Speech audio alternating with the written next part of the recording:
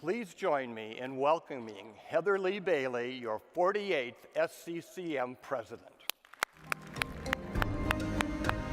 Back it up.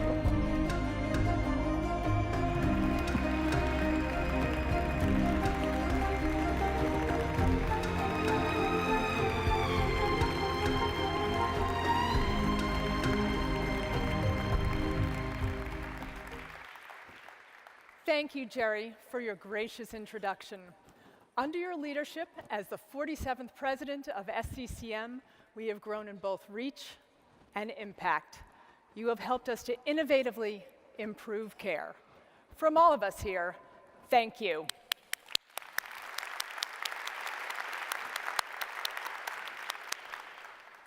Standing here takes me back to 1998, my very first Congress. Phil Dellinger's presidential address inspired me. He said, "It takes programs, it takes partnerships, it takes commitment to patient care, it takes the best that you and I can give to our patients, to each other, and to this society."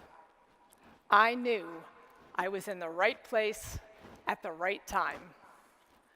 His vision, like many of the society's leaders before him, all had a common thread. It takes but one person, one idea, one vision to start a ripple of change. This time-honored principle was one that I learned from my parents, not so much from their words, but quite clearly from their deeds. My parents' devotion to helping others similarly has inspired me. Allow me to provide you a glimpse into growing up Bailey. My mother was a nurse pioneer in the 1950s, working in one of the first ICUs in the US. My father was a nuclear chemist. When I was 6, they were in a serious motor vehicle crash and were critically injured. Paramedics and EMTs didn't exist at that time, only volunteer first aiders. You know them now as first responders, but that is not where it all began. My mother knew she was seriously injured. Grateful for the emergency care that she received, she also recognized opportunities for improvement. In fact, that became her life's work. After their recovery, my parents joined the Volunteer First Aid Squad in Pennington, New Jersey. Unsurprisingly, this became a family affair, rounding out the Bailey squad with my grandfather, my brother, and me. In order to improve EMS care, my parents pursued paramedic training.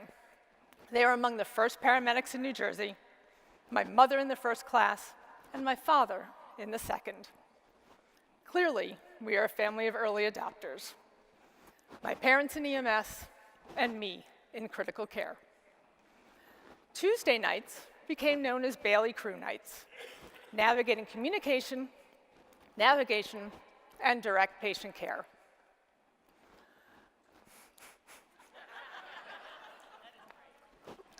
I saw the value of early intervention when coupled with bringing the right skill set to patients in need. Those were the very skill sets that were missing from the care that my parents received. But more importantly, I saw how my parents made a difference. They lived it every day and did more than teach by example. They educated others. My parents revised a 12-hour CPR course into the 4-hour course to train lay people. They taught EMT and first aid courses for more than 25 years, and I taught right beside them. Over several decades, my parents raised the community standards for pre-hospital care. Now that you've had a glimpse into growing up Bailey, it's easy to understand why I began my career in emergency medicine. Residency was at MCP, the Medical College of Pennsylvania, one of the original EM programs. David Wagner was my chairman and mentor, and perhaps is best known as the grandfather of emergency medicine. As a surgeon, he saw the need for comprehensive care in the emergency department that could be best met by creating a dedicated specialty. Dr. Wagner and his peers were visionaries with a shared goal the most critically ill and injured should receive timely care by uniquely trained specialists. Their vision bears a striking similarity to that of my parents in the pre-hospital setting. These notions also resonate with the vision of key SCCM founders. Pre-hospital care, emergency medicine, and critical care are interwoven in the fabric of patient care, and you will find each and every one of them embraced within SCCM. The SCCM I joined in 1997 is not the same SCCM it is today. It's bigger, stronger, more diverse, and more influential. That growth was by multi-professional work contributed by each of you. The breadth of specialties working together was foreseen by Aki Grenvik, SCCM co-founder and 7th president. In 1974, he knew that the best possible care of the critically ill can be rendered when physicians of various specialties, nurses, allied professionals, join forces and treat problems together. This perspective drove the expansion of our fundamentals line. Our fundamentals programs prepare clinicians of every specialty to recognize and initially manage the critically ill. Responding to member needs, we recently developed FCCS Obstetrics, FCCS Surgical, and FCCS Operational and Austere Environment. These courses have global reach with steady growth and participation since 1996. For example, since 2012, there's been a 36% increase in the number of FCCS courses taught. These programs have trained over 250,000 healthcare providers, developing worldwide critical care rescue skills. Increasingly, clinicians, including hospitalists and emergency physicians, must care for critically ill patients, often for extended periods of time, and without the benefit of specifically trained intensivists. Therefore, SCCM is working with the related professional societies to develop a new educational program to bridge knowledge and skills gaps until a trained intensivist can help provide care. And as we did at last year's annual Congress, we are again reaching out to the public with information and education so that they are better prepared to recognize a critical health event and take action. As the volunteer coordinator of last year's event, I was especially proud to carry on the Bailey family legacy. We encourage you, your families, colleagues, and friends to drop by the SCCM Save a Life event tent in conjunction with the City of San Diego on Tuesday in beautiful Balboa Park from 11 a.m. to 3 p.m. Here we'll be providing information on topics important to us, like sepsis and post-intensive care syndrome. And once again this year, we'll be teaching CPR in conjunction with the local American Heart Association program. We'll be sending home CPR Anytime kits with school-age children who attend the training. Students take the kits home and then teach CPR to 4 or 5 family, friends, or neighbors and get credit for it in their local schools. No one is too young to learn. At last year's event, Jerry Zimmerman's granddaughter, age 6, learned CPR. Even if you can't make it to the park, I'm asking you to install a simple smartphone app called PulsePoint. The free app is functional in many cities across America, including right here in San Diego. In real time, PulsePoint links you with the location of the nearest AED when someone is reported in cardiac arrest in any PulsePoint-activated community. Thank you for all you do to save lives.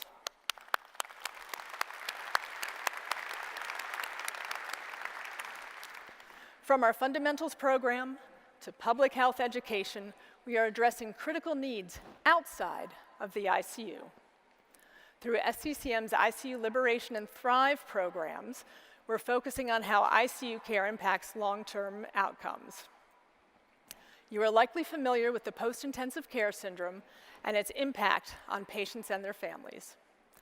Each of these elements is in some way related to critical illness and the care that is required. Our desire to discover ways to help patients who have PICS or eliminate it entirely raises three key questions. First, can we predict who will suffer from PICS? Second, what kind of rescue tools should we use? And third, how can we heal their minds and their bodies? We've started a journey to discover how to restore a patient's quality of life. And within that journey is a role for each and every one of you. It will rely on your commitment and your vision to imagine new ways to investigate and understand critical illness. While this process is not fast, it is essential. This is the same process that led to the birth of emergency medicine and emergency medicine critical care. Emergency medicine was established as a specialty in 1974, but it took 40 years to craft a path to critical care board certification. That triumph reflects dedication, collaboration, vision, and persistence, and likely no small amount of stubbornness. Our labor has indeed borne fruit. When I joined in 1997, you could count the EM section members on one hand. Today, SCCM has nearly 2,500 EM section members. I am grateful to the visionaries who came before me and crafted the opportunities that I was fortunate to embrace. They have allowed me to follow in the footsteps of my family and my mentors so that I can proudly serve as your first emergency medicine president of SCCM. I am honored beyond words.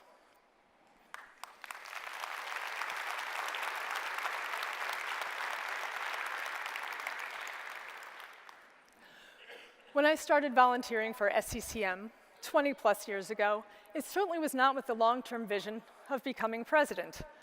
I volunteered because my parents showed me the value of dedicating myself to something in which I believed.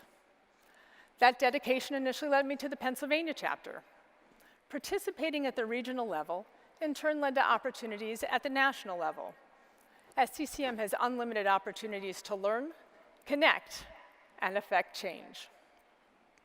Congress is only one of the places at which SCCM supports professional growth. Importantly, what you can do and learn at Congress can be mirrored in your local chapters. SCCM has 14 chapters where you can access education and, in turn, help educate others. Our chapters are a vital part of supporting society's initiatives. It's a great place to network with colleagues locally, just like you connect with peers globally here at Congress. Education is a cornerstone of SCCM and a building block of the continuum of care. The Congress program co-chairs have crafted a superb program that offers cutting-edge concepts as well as fundamental reviews. There is truly something here for everyone, regardless of parent discipline or specialty focus.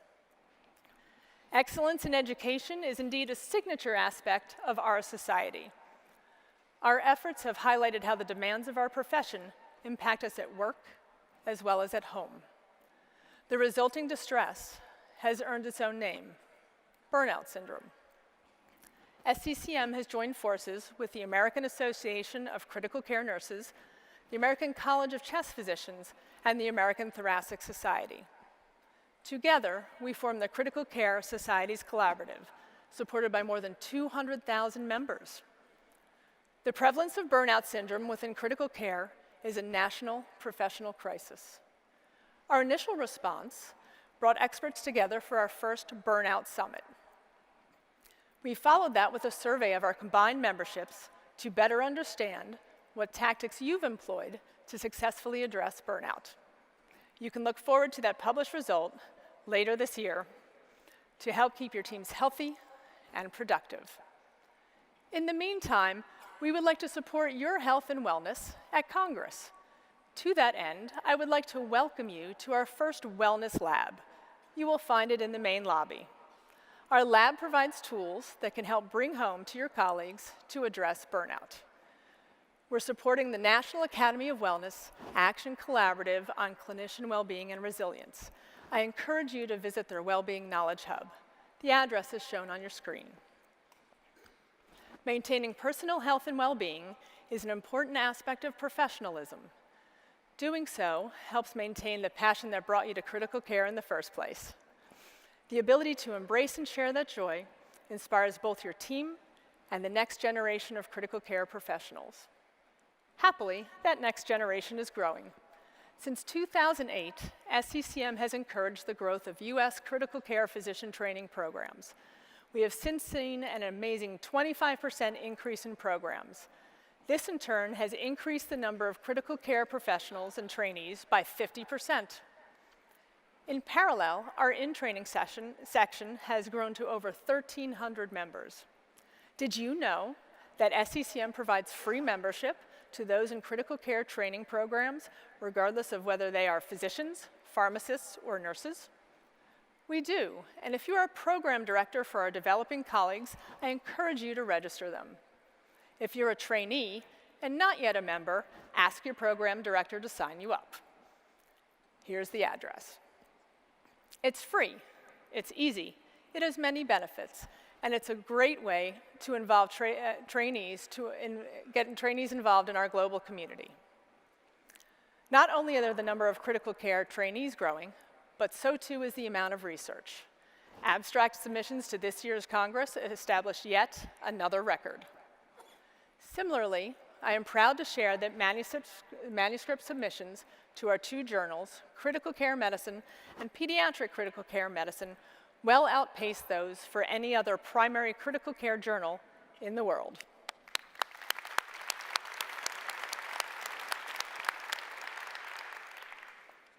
In fact, the numbers are so high that the acceptance rate has fallen to a rate that is simply too low. We are turning away science that is likely relevant to our members. Today, I'm pleased to announce that SCCM is launching right here at Congress its first open access journal called Critical Care Explorations. Our editor-in-chief, Dr. Timothy Buckman, will be presenting further details about this exciting new endeavor in today's afternoon plenary session on late-breaking research located right here in this room.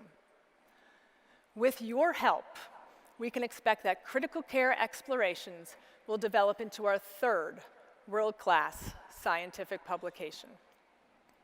We continue to invest in our existing journals as well. You can look forward to robust social media programs, visual abstracts, increased pro-con debates, and bedside application sections for most articles. Additionally, we are making our journal editors and editorial board members accessible to you. You will find them in sessions here at Congress, as well as in video interviews and podcasts throughout the year. Thank you, Dr. Buckman.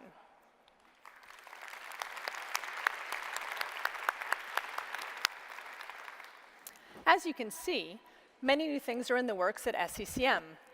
While it has been a privilege to serve on council, it's also been an honor to serve as a liaison to a uniformed services section.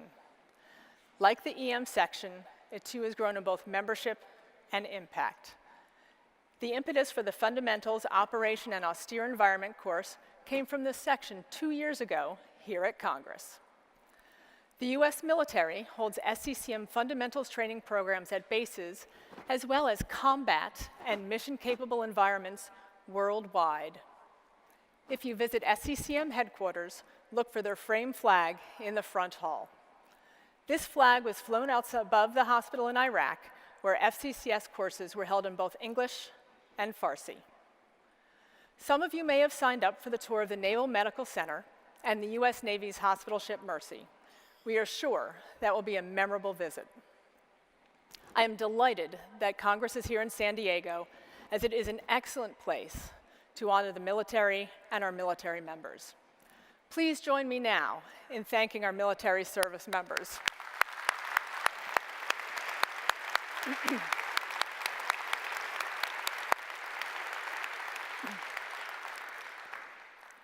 I also want to take this opportunity to thank the SCCM staff, capably led by our CEO, David Martin. It is clear to me, and likely to all of you who volunteer, that David and the staff believe in our mission. For them, working at SCCM is so much more than just a job.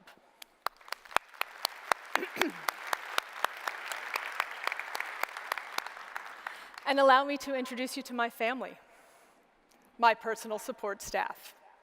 I am indebted to each and every one of them. My mother and father-in-law, James and Kathy Cooner. My brother, Lieutenant Colonel Richard Bailey Jr., Air Force retired. My parents, the champions of my youth. My mother, Jessie Bailey, who is no longer with us.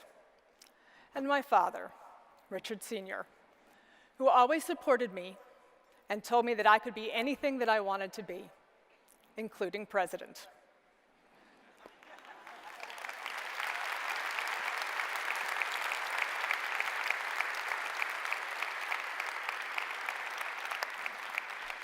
Although he never specified president of what.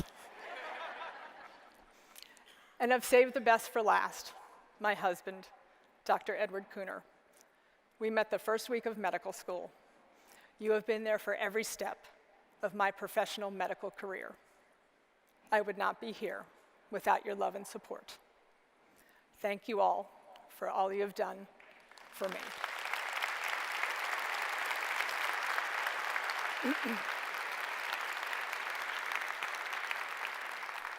Today, my goal is to inspire you to question, to influence, to make a difference in our society, your patients, your profession, and your life. Be the ripple of change. Thank you for the privilege of serving as your 48th president. Welcome to Congress.